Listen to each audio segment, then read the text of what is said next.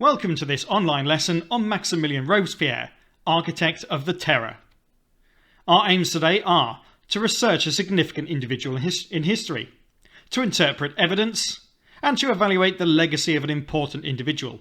A legacy being what they leave behind for historians to look at and what they leave behind after their life. First of all, let's consider this period in French history known as the Terror. You might want to add this as a subheading if you're taking some notes.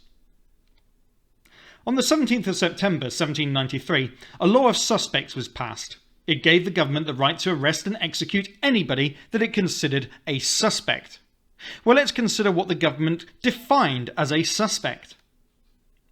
The Committee for Public Safety, this was the revolutionary body in charge of law and order, defined suspects as people who do not love the revolution enough, because of their friends or because of what they do, say or write, seem to be enemies of freedom or friends to the king, have not done their duty to France, and do not have a job. Here's some tasks then. First of all, describe the law of suspects. What sort of people might it apply to? Consider what it says.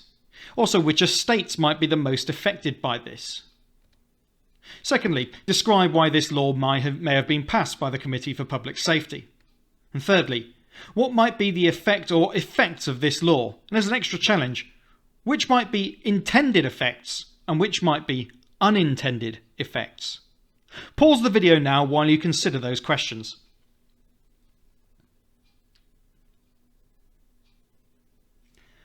Well, in this definition, there are lots of things that are left open to interpretation. Who is to say who does not love the revolution enough? Surely that's just an opinion. Who might be considered a friend of the king? Possibly the second estate and first estates would be the most obvious ones here. But what about members of the third estate who didn't actively speak out against the king? What about doing their duty to France? Could this mean that they've done their duty towards the community, or does it more literally mean that they've served in the army? What about not having a job? I mean, often this simply isn't a person's fault, so how could this be defined as a suspect activity? Does this mean that all of the unemployed were now enemies of the revolution?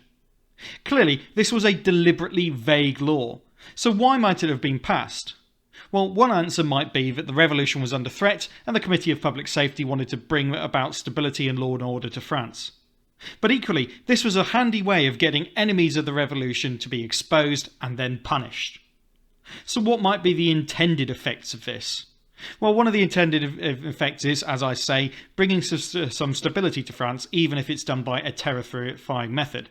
What about an unintended effect? Well, how many people might be falsely accused of being enemies of the revolution? Or perhaps, in fact, might this have been an intended effect, because that would have only spread the amount of fear around France? Either way, people were going to be executed in large numbers. But who? Let's consider who the victims of the terror were. Have a look at this chart. It gives us an impression as to who from each estate was a victim of the terror. Your task set. Estimate the percentage of the victims in the third estate. Now the numbers down the left hand side or the y-axis show the percentage of victims. Secondly, give up to 3 reasons why the third estate were the most likely to be executed by the government. And lastly, why might this be a surprise given the origins of the French Revolution? Pause the video now while you complete those tasks.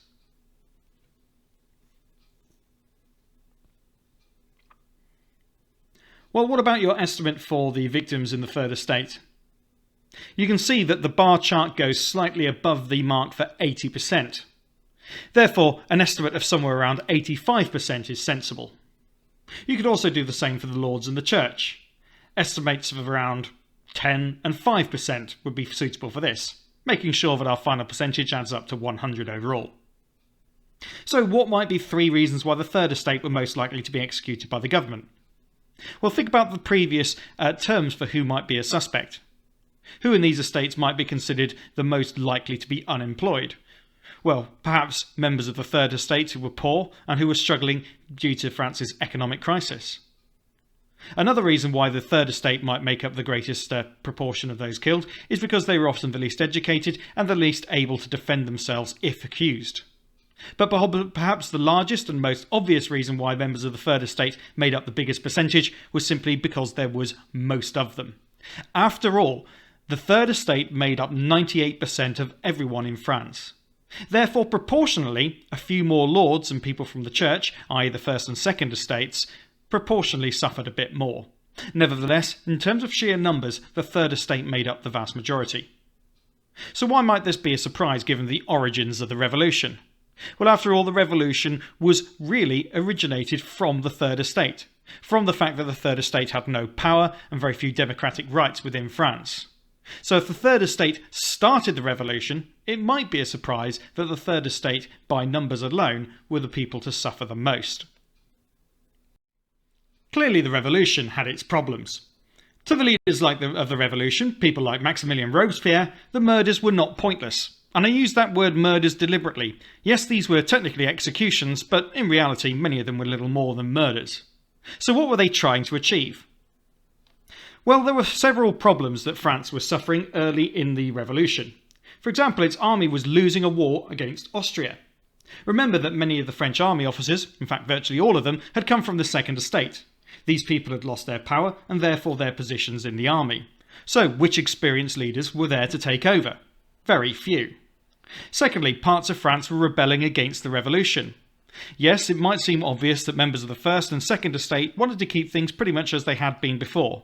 But many members of the third estate also believed this. They feared the change that the revolution brought, and they wanted to keep things as they were. Thirdly, in Paris, the people were hungry. This was true elsewhere in France too. Remember that members of the third estate had been struggling to find enough food even before the disruption of the revolution. The disruption to harvest caused by bad weather had caused this, but then disruptions caused by the revolution itself had only made matters worse. Some of the things that were done during this period called the Terror that address these different problems are shown below. You need to match them to the problems. And then you need to think, why might the government have reacted in such extreme ways? Give it some thought and then explain it in a short sentence or two. So complete those tasks and do write out those so-called solutions in full rather than just putting A, B and C. And then when you're ready, press play and we'll continue.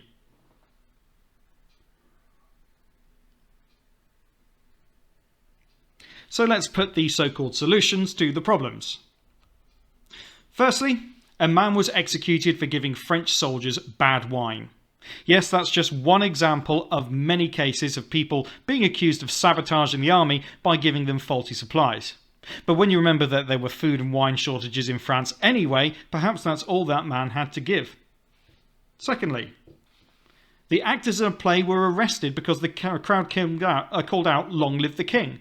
Well, this was quite a common thing to be done at this time, or rather at the time before the revolution, and so it's perhaps unsurprising that people might shout this out at the end of the play.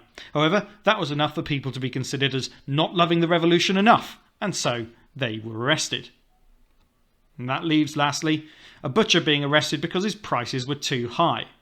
Again, this was seen as sabotaging the revolution, and price controls on food were introduced.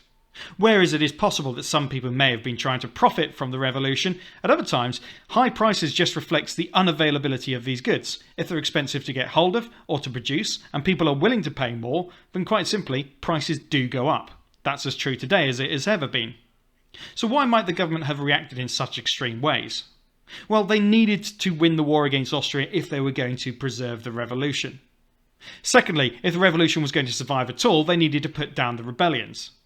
And thirdly, they needed to feed the people. If they couldn't feed the people, there would be no faith in the new French government and the revolution, again, would fail. So, who was really in charge of achieving these things? Well, that's where we ask the question, who was Robespierre? Maximilien Robespierre was... Actually, I'm not going to tell you. You are going to find out for yourself, and then you're going to record your findings ready for a source-based task. I'm going to give you some help with this, but much of the research will need to be done more independently. You can use online resources for this, or if this is part of one of my organised lessons, you may well have been sent some resources to get you started as well. Wherever you find your information though, you will need to decide what impression of Robespierre that gives, and what information that gives to you about what Robespierre did during this period called the Terror. You'll need research and communication skills in order to finish this. Communication might be spoken or it might be written, but both research and communication are vital historical skills. So let's see how well you can master them. We're going to start with a bit of a practice by looking at this source. This is a cartoon from the era of the Terror. The figure is Robespierre. He has a set of scales and is making notes. The caption reads, "The Patriotic Calculator." Here's a task then. What kind of a man does this make Robespierre seem like? Pause the video now and note down your thoughts. Well, here are some impressions that you may have got. Robespierre might seem quite uncaring. Although this is a cartoon, right, and it's not supposed to be taken literally, Robespierre does seem rather unconcerned by the grisly sight of those severed heads on the table. Secondly, it might show that he's quite a skilled politician in terms of making accounts and taking note of different statistics. After all, what he's doing is he's counting up the number of dead. Rather grisly still, but that might be one of the points that it's trying to make. On the other hand, again, it does suggest that Robespierre is responsible for these people having been beheaded. Ultimately, whatever you noted down, that is an example of an interpretation or opinion about Robespierre. On the subsequent screens, we're going to have a look at some different sources which will also give their own interpretations or opinions about Robespierre, which you can record and try and explain. Before you do that, you might want to watch the video that I've linked in the description, which will give you a little bit more background information about the Terror and about Maximilien Robespierre. So if you want to, you can pause the video here, watch that video that's linked in the description, and then move on when you're ready and have a look at some of these other interpretations. So let's have a look at some interpretations of Robespierre. You're going to see a variety of interpretations, and for each of them you're going to complete the following. Is this interpretation positive or negative towards Robespierre? It might have a mix of the two, and it is fine to put both if you can really find examples of both, but most of them will give either a positive or negative one, so don't just sit on the fence for no reason. Then, give a quote or an example from the source that show this. A quote would be a short section of the text, and an example would be a description of a part of the picture, depending on what type of source you're looking at. Then explain why this example gives positive or negative views of Robespierre, and possibly it might be a mix, but like I say, in the main it's going to just give either a positive or negative view. Let's have a look at source number 1. Source 1 was written by a man called George Rude, who is a recent French biographer of Robespierre. A biographer is a person who writes about people's life stories. The revolution's outstanding leader at every stage of its most creative years and the first champion of democracy and the people's rights. This is his main claim to greatness. Quite a description of Robespierre there. So consider, is that positive or negative? Give a quote that backs it up, and then explain how that example gives positive or negative views of Robespierre. Pause the video while you complete that.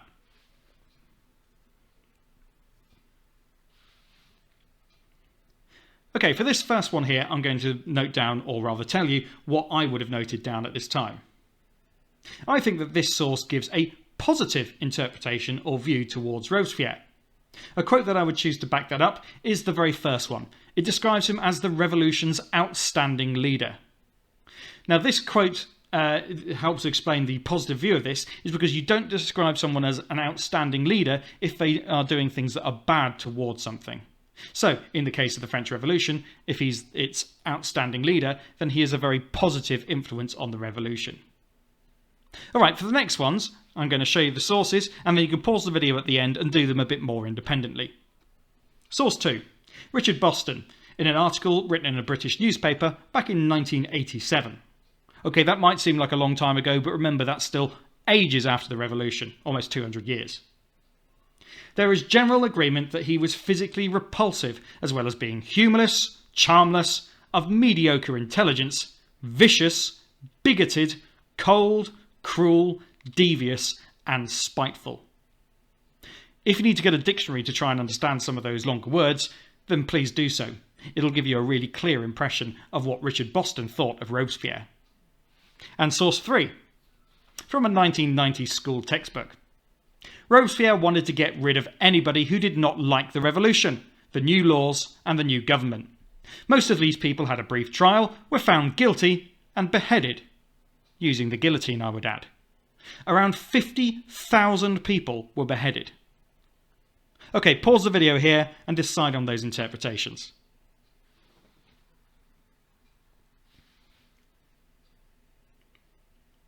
Let's consider source 2. If you understood all those words, you should have realised that that is a very negative view towards Robespierre and quite personally attacking of him. One of the quotes that you might have used here is the fact that he is charmless and of mediocre intelligence. That means that he's not very good with people and he's a bit thick. Quite a surprise, isn't it, for someone who became so important?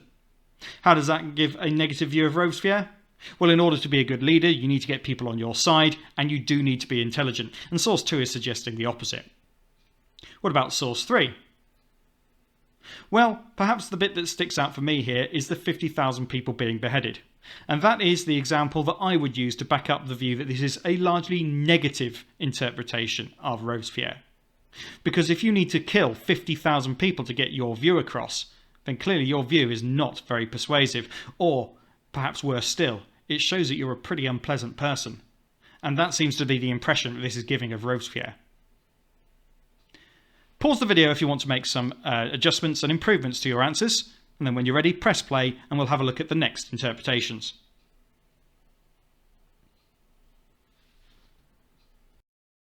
Alright, let's have a look at our next sources.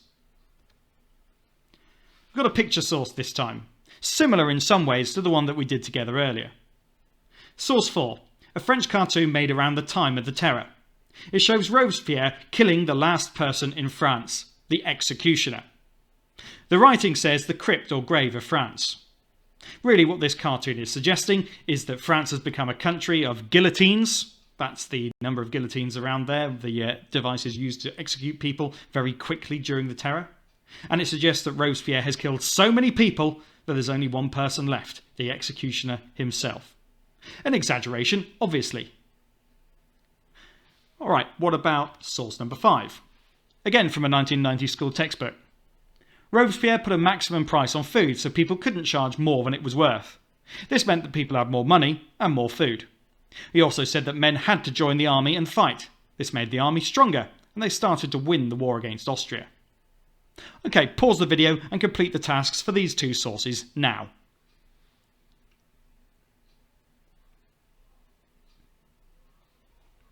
Well, what about source 4? Obviously it's exaggerated for, I suppose, comic effect, or rather to make a point. Well, I would recognise this as being a fairly negative view of Robespierre. After all, if he's killed everyone in France, which he didn't really, but it's supposed to be making a point, then he's clearly a pretty evil bloke. Not only that, it says at the back, the crypt or grave of all of France. Now that could be taken to mean all of the people of France, or perhaps the death of the French nation as an idea. That's a matter of an interpretation in itself. However, source 5 is a little bit more positive. Two examples I might pick out from this, and it is fine to pick more than one example, are that he's controlling food prices to make food more affordable for those who need it, and he's strengthening the army against Austria, although I'm sure being forced into the army was not popular with a lot of people. Both of these things show that Robespierre was taking action to protect ordinary people and to protect the whole nation of France itself. Let's have a look at the final sources. Okay, hopefully you've made any improvements that you need to. And we'll conclude with sources 6 and 7. This as well is from a recent school textbook. He, and we mean Robespierre here, became the leader of the Committee of Public Safety after Louis XVI was executed. Robespierre wanted to make France stable, with a new government and new laws. He did this by putting the leaders of the revolution in government and sorting out France's money problems. He was a very religious man and wanted everyone in France to follow his new religion, the cult of the supreme being. This was a new religion entirely. It was based upon certain Christian ideas, but it actually kind of replaced Roman Catholicism in France at this time. Again, this is a reaction against the First Estate, but I digress. He thought that the cult of the supreme being would bring people together. Source 7. From a 1990 school textbook. Robespierre got very suspicious and had his own friends killed and so lost many of the people who had supported him as leader. The war against Austria was going well later in his government, and people didn't feel as threatened by war anymore. People began to get tired and frustrated by all the killing. They wanted peace. Now, these are slightly longer sources, and they might give slightly more complex interpretations of Robespierre, and that's fine. If you do feel like you need to sit on the fence for any of these, that's also fine, but you will need to give an example for each side, and still rather decide which is more important. So pause the video now, examine these sources, complete those tasks.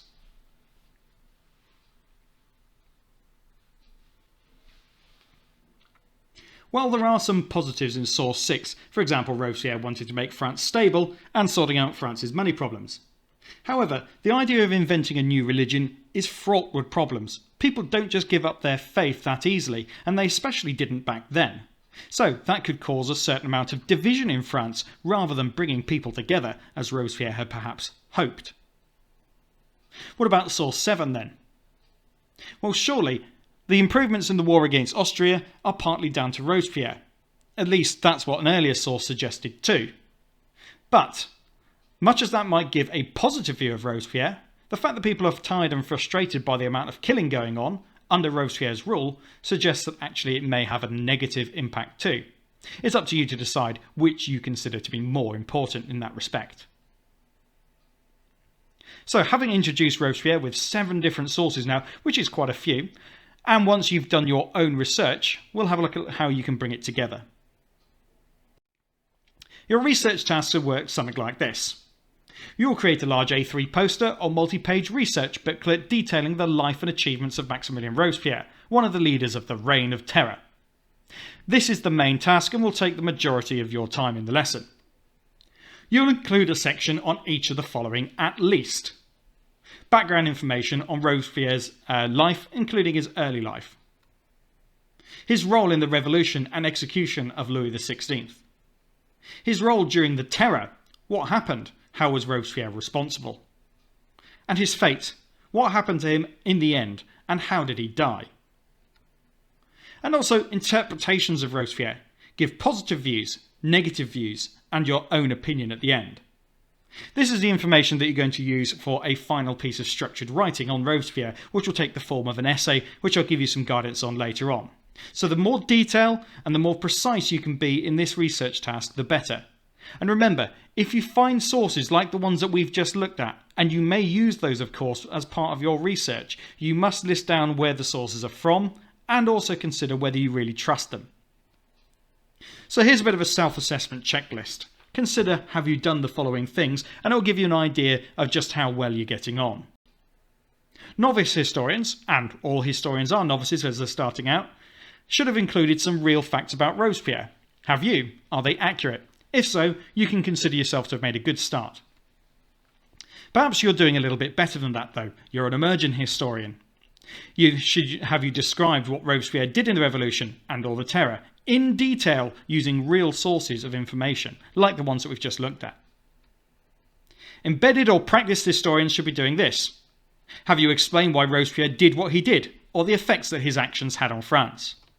Then right at the top, expert historians should have been able to explain more than one interpretation or opinion of Robespierre and explained which interpretation is more correct. So if you've done that, you've done very well indeed. If this is a bit unclear, then you can pause the video and make sure it's in HD so it's got full clarity. And perhaps you might benefit from looking back at the sources and seeing how actually there's lots of information about Robespierre out there, and some of it is positive, some of it is negative. And you don't have to make your mind up as to your interpretation until you feel you've done enough research. So pause the video here. You should spend about 45 minutes to an hour on this as a proper research task, and it may indeed take you longer than that if you're a bit slow to research, or indeed if you're just doing such an amazingly thorough job that you're producing a really detailed piece of work. And I hope it's the latter rather than you feeling confused by anything. Pause the video and have a go at that research task. Good luck!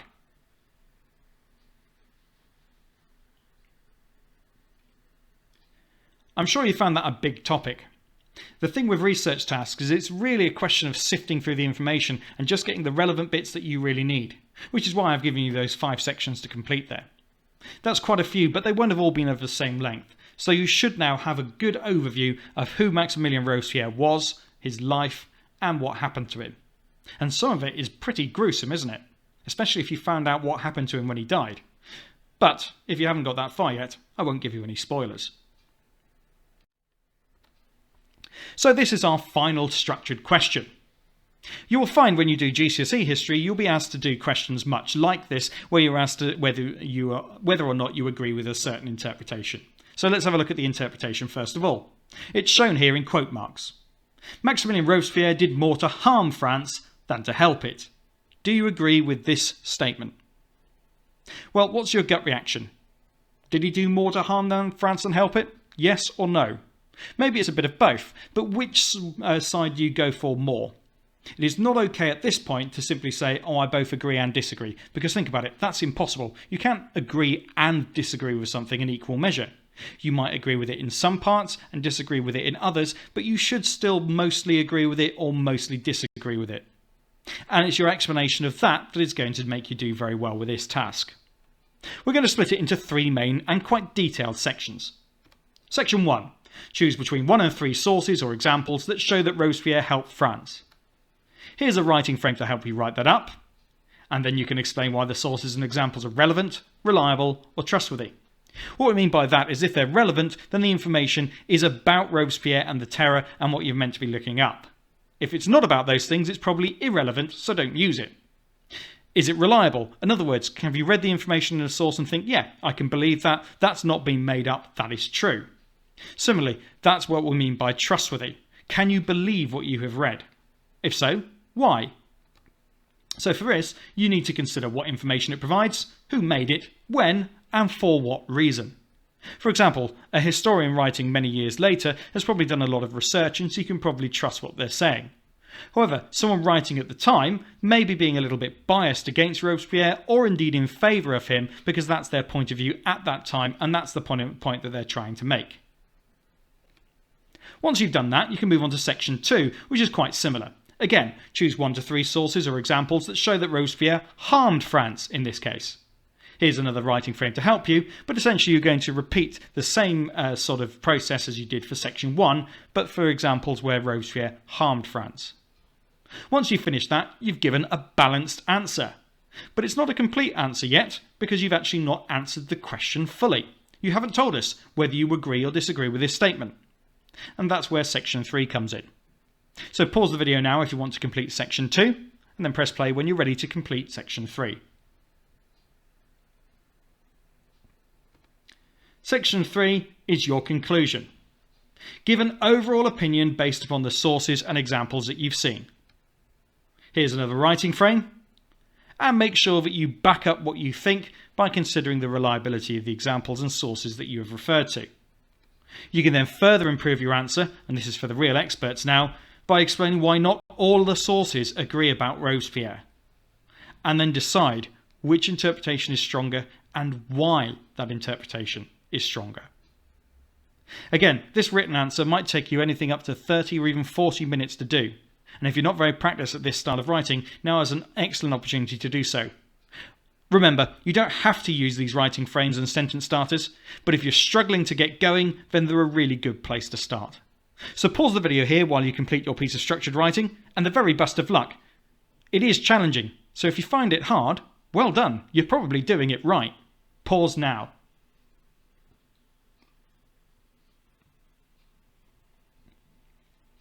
Okay, one final check then. Look back at your conclusion. Have you said whether you agree or disagree with that statement? Because that is ultimately what the question is asking of you. If you've not said you agree or disagree overall, even if it's just partly agreeing or partly disagreeing, you must do that. So make that improvement if you need to now, before we move on to our very final thoughts on Robespierre and the Terror.